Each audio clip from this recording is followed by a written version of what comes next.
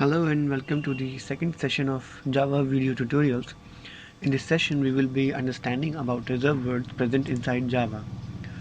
So to begin with, what is reserved words? In Java, some words are reserved to represent some meaning or functionality. Such type of words are called reserved words. Very plain definition, it means that although we can use any word or any letter present inside Java to be used as an identifier, we cannot use certain words because those certain words have special meanings related to Java compilers. For example, int in small letters int is int which represents integer values inside Java, so it has a special meaning related to the Java compiler and we cannot use it as an identifier. What is an identifier is what we have talked about it in the previous video session. So if you are not clear about identifiers, please watch the previous video. So let's talk further about reserved words. Reserved words are further classified into reserved literals and the keywords. Keywords are further classified into used keywords and unused keywords. Used keywords are 48 in numbers, whereas unused keywords are 2 in numbers. So if I add up used and unused keywords, then keywords in all become 50.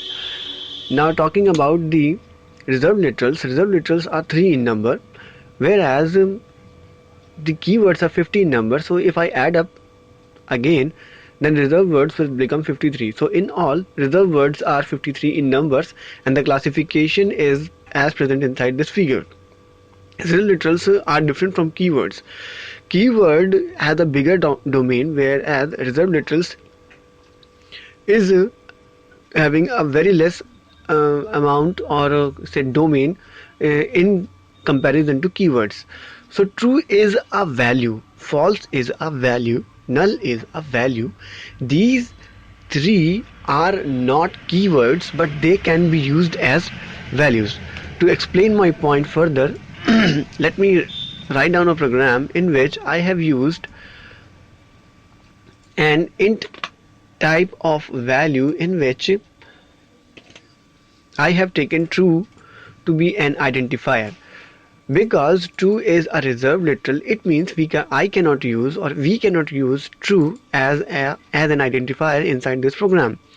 So if I try to print true inside the print command of Java compiler, then it should give me an error stating that it cannot be done so. So it's giving me the error that not a statement. Int true is not a statement. But say I change the case of the t in true to be in uppercase, then this will not be called as the reserved literal. In small case, it will become an identifier, actually a valid identifier, and the same program is going to print the results, proving my point that I was actually compiling it fine. So 10 is printed because true with capital T is having a value of 10, but when I have compiled the same program with the small t true, then it was giving the error. So we cannot use true inside the program as identifier. So it means that true, false and null have special meanings associated with them. Null is something which is associated with object. We will be studying a lot about objects in the later video sessions. So what actually true and false is, it is the value related to the Boolean data type. So say if I uncomment this line and I try to print the value of b inside the print command, then it is going to give me the value. If it's a value, then it should be printed like 10 onto the screen. So b is false, so false should be printed onto the screen after compilation of this program. So false is printed onto the screen. To prove my point further, let's say I change the value to true in this program and then saving the program once again and then recompiling it because I have changed the program contents. So those changes should be reflected. I must have to save the program again and again. So true is now onto the screen, as we can see from here. So this is one point we were talking about. Now let's move further with our discussion. In that we have discussed about the classification. Let's move to the side of use keywords. Use keywords are 48 in numbers. We will be discussing about each of them in not that much detail, because we will be discussing the details in the later video sessions, of course. Unused keywords are basically to, go to, and const. And let's move further with the classification of the keywords. So let's talk about the primitive data types inside the keywords classification. Primitive data types are numeric data types and non-numeric data types. We can think primitive from the fact that these types of data were also used inside C and C++ programming languages. Although Boolean was not there inside C or C++, but for the sake of argument, let's say it's called a primitive data type. So numeric data types are integral, representing integers. So the keywords related to the representation of the integers are byte, short, int, and long, whereas keywords related to the representation of decimal numbers are floating point data types, are float and double. So if we take the example, int x is equals to 10, it means x is an identifier and int is a keyword, as we can see from the classification. So int x, so x is of type int and it is containing a value 10. Because 10 is an integer, it can hold a value inside it. Similarly, minus 10 is also an integer and it can hold the value x inside it. Similarly, 10.5 is a floating point value and it can hold the value inside d, which is a double type. So that being said, we are seeing that character ch equals to minus a is wrong. It means I cannot use a negative sign in present in front of a character literal. Similarly, I cannot use true or false with a negative sign. So it means numeric data types are signed data types where I can use plus and minus sign, whereas non-numeric data types are not signed data types or unsigned data types where I cannot use a negative sign in front of them. So non-numeric data types basically start from 0 and have a maximum limit, whereas numeric data types may start from a negative number or a positive number, but they also have certain range associated with them. So keywords for data types are byte, short, int, long, float, double, boolean, char. After this, keywords for flow control. Flow control basically a very simple plain English saying that how the control inside the program is flowing. So the keywords related to this flow control are if, else, switch, case, default, while, do, for, break, continue, and return. So a total of 11 is there. 11 and 8 makes 19. And keywords for modifiers. Modifiers are words which can be added to some other types of keywords. We will be discussing about modifiers in great details in later video sessions. But for now, they are 11 in numbers. And if we consider default as a keyword also, because we do not have to specify the default at many places, that's why it's at 11 or 12 in totality. So public, private, protected, static, final, abstract, synchronized, native, strict FP, it was introduced in 1.2 version, transient and volatile. So total of 11. So 11 and 11 makes 22 and 8 makes 30. So this page contains 30 keywords we have discussed so far. Then comes keywords for exception handling. Say I have written down a program and it is not working correctly or its behavior is abnormal, then those kinds of abnormal behavior can be handled by using the keywords related to exception handling. They are total 6 in numbers: with, try, catch, finally, throw, throws, and assert. Assert was introduced in 1.4 version. So a total of 6 makes 36. And that after that, class related keywords are class, interface, extends, implements, package, and import. All these keywords are chapters in itself, so we'll be discussing their details in later video sessions as well. So 36 and 30 and 12 makes it 42. So remaining are 4, new instance of super and this, and then void, again 1, so making it 47. And if I count default, then it becomes 48. So new is the one which we use to create objects. Instance of is something which creates relationships or defines relationships or talks about the relationship between two objects, whether they are related or not.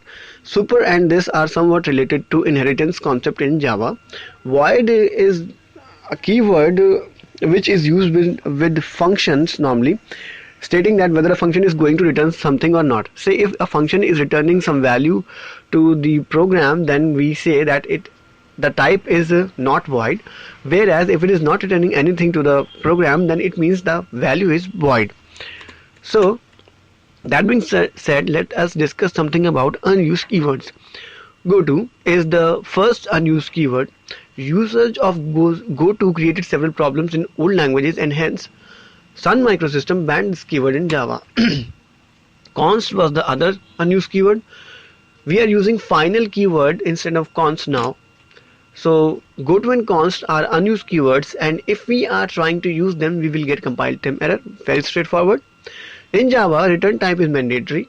If a method won't return anything, then we have to declare that method with void return type. Very clear point once again. But in C language, return type is optional. For example, if I have not written down the return type in C language of a function, then it is perfectly alright with the compiler. It will automatically substitute the return type with int. That being said, if I do the same with the Java program, then the Java compiler will flag an error stating that I have not specified the return type. So I must specify the return type, and that's where the void keyword can be used very much. Now coming to the next topic, which is reserved literals. Although I have discussed about reserved literals, but let's take one more view once again. True is one value, false is other value, and the data type related to these two literals is Boolean data type, which we have discussed in the keyword for data types. Now null is a value for object reference. It's the third reserved literal. Next comes enum. When we try to group some related words together, then we use enum. For example, when I say months, then we have a figure of 12 words in our mind, starting from January and ending into December. Now say if I want to group them into one thing, the thing is that we have calendar to group them. But in Java, if we want to group those kinds of words, then we have the concept of enum. So what we do is, we will take an example, but before that we can use enum to define a group of named constant, the definition of the enum. Then example states that we will start with enum and then give it a suitable name. For example, in my case, I have given the months as the name, then the opening curly brace, and then afterward we are going to use the names of the months that we have been trying to define inside a group. So Jan, Feb, March, I have used 3 letter named constant. You can use the whole name or whatever you like, and then closing the braces. So in this way we can group the named constants. Now there's one big difference between enum of Java and enum of C language. Enum of Java is a powerful tool, and it is not at all related, or it is not at all similar to the enum of C language. Now conclusions that we have drawn so far are, first and very important conclusion is this: all 53 reserved words in Java contains only lowercase letters. So if we study carefully about the reserved words, we find that 53 reserved words are only having the lowercase letters. So if by chance any one of the programmer or anyone amongst us try to define a reserved word with a capital letter, then Java will not treat that as a as a reserved word. It may take it as an identifier, or it will not recognize that as a reserved word in simple language. Now coming to the second point, in Java we have only new keyword. So new keyword is used to create objects, and it is the responsibility of the Java garbage collector that it is going to destruct the useless objects after the program ends. But in case of C, there is no such type of garbage collector. That is why delete keyword was there in those programming languages, and it was the responsibility of the programmer to use delete keyword after the object is not really used by the program. So this was the second point. Third point is, the following are new keywords in Java. So these are the new keywords which were introduced in Java in the respective versions. Strict FP was introduced in 1.2 version, assert in 1.4, and enum in 1.5 version. So that being said, we can say that strict FP is a keyword, but not strict FP with a capital F. Similarly, instance of but not instance of in which O is in capitals. Synchronized with smaller letter case is allowed but not S with a capital synchronized is wrong. Extends is allowed. Similarly, extend is not allowed. Extends with an S is allowed. Is a keyword also. Implements is a keyword but not implement.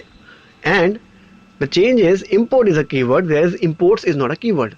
Now we can see that extends and implements containing S in their ends, whereas imports when containing its S at the end is not allowed. So please mind the difference over there.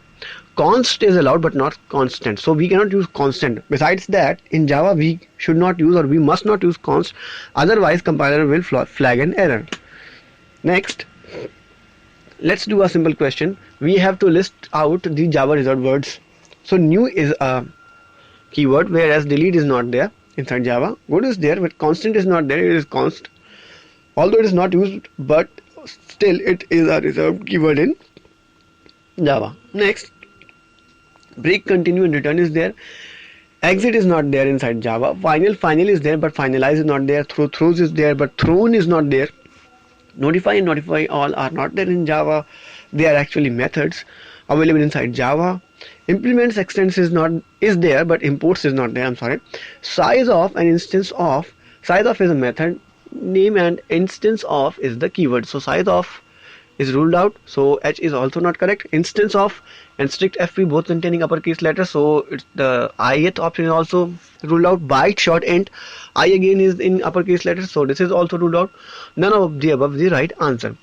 Now as far as goto and const are concerned, say if the option was in the option B, constant was there, the option was wrong. You can say that okay, goto and const are keywords, then why we cannot use them inside our programs, or why Java kept them as keywords? The reason is that Java tries to make a patch up between the older programming language and itself. So C programming language was using the goto and const keyword and Java wants to have a patch up with those keywords in some way. That is why those words were kept as reserved words but in a very strict context. So it is called legacy.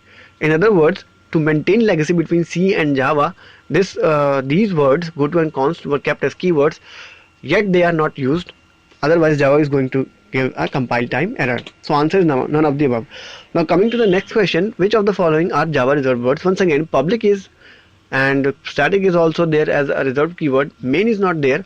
Main is the starting point of a program but it has to come with a certain syntax.